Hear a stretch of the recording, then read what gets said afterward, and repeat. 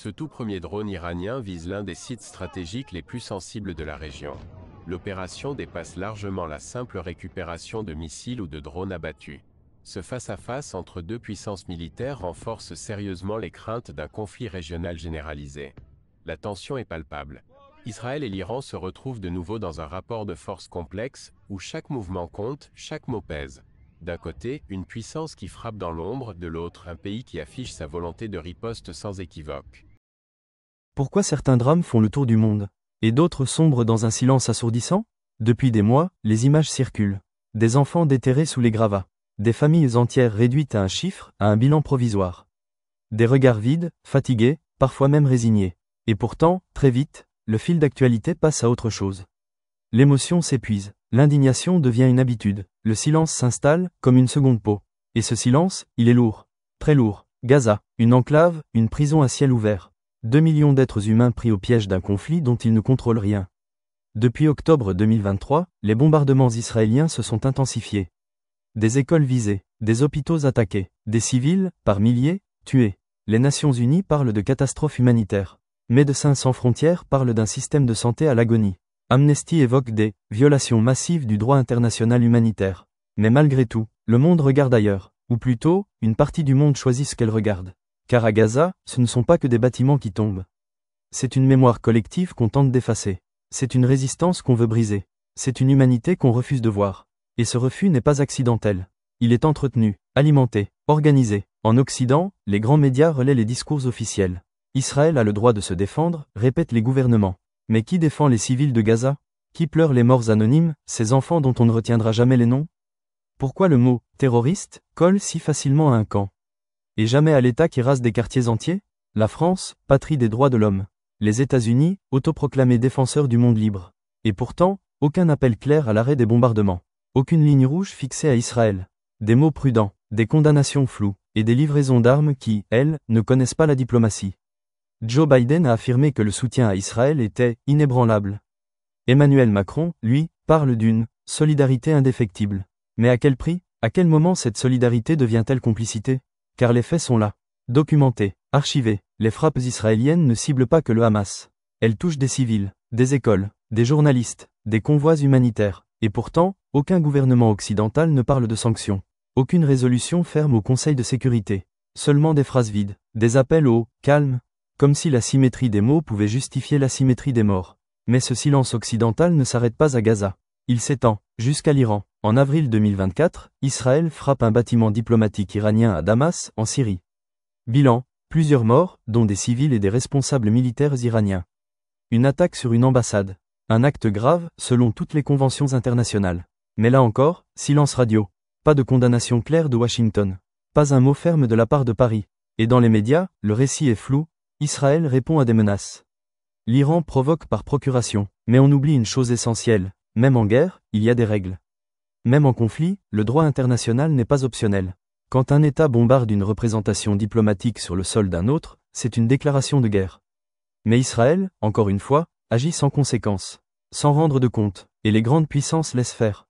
Pourquoi? Par intérêt stratégique, par alliance militaire, par calculs économiques. Le soutien occidental à Israël n'est pas seulement idéologique. Il est aussi commercial. Les contrats d'armement se chiffrent en milliards. La coopération en cybersécurité, en renseignement, en technologie militaire. Tout cela lie Israël aux États-Unis, à la France, à l'Allemagne.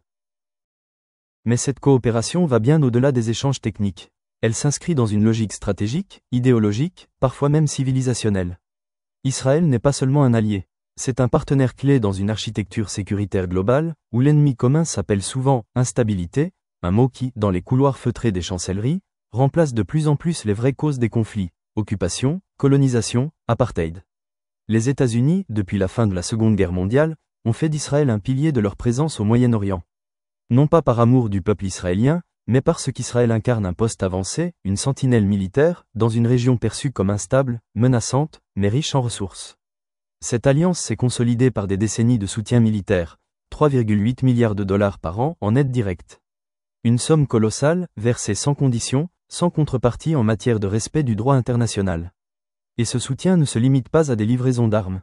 Il concerne aussi le partage de renseignements, la formation conjointe des armées, le développement de technologies de surveillance.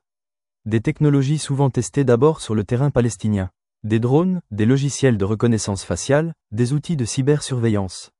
Avant d'être exportés à travers le monde, parfois même utilisés contre des populations civiles ailleurs. La France, elle, avance plus discrètement. Officiellement, Paris soutient la solution à 2 États. Officiellement, la France condamne la colonisation. Mais dans les faits, les ventes d'armes continuent. Les contrats se signent, les coopérations sécuritaires se renforcent. En 2022, Israël a été invité comme partenaire spécial au Salon Eurosatory, le plus grand salon d'armement terrestre et aérien en Europe, organisé à Paris.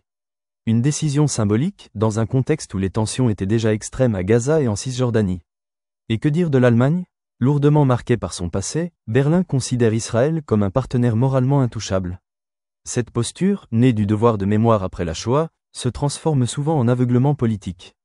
Toute critique de la politique israélienne est immédiatement perçue comme suspecte, voire antisémite. Résultat, l'Allemagne est aujourd'hui l'un des principaux fournisseurs de sous-marins militaires à Israël. Un soutien logistique, mais aussi diplomatique, constant et assumé.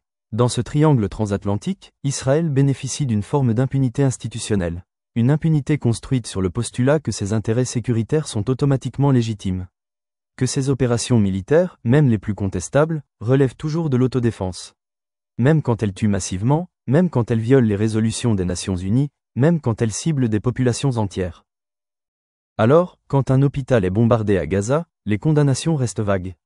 Quand des enfants meurent dans les décombres, le silence est diplomatiquement correct.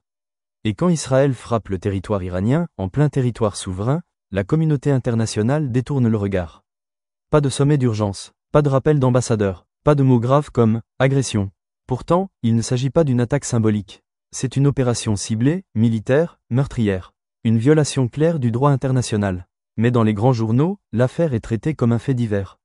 L'Iran reste l'ennemi désigné, donc son droit à l'intégrité territoriale devient secondaire. On relativise, on justifie, on parle de prévention, de légitime défense anticipée. Un vocabulaire qui ne s'applique qu'à certains.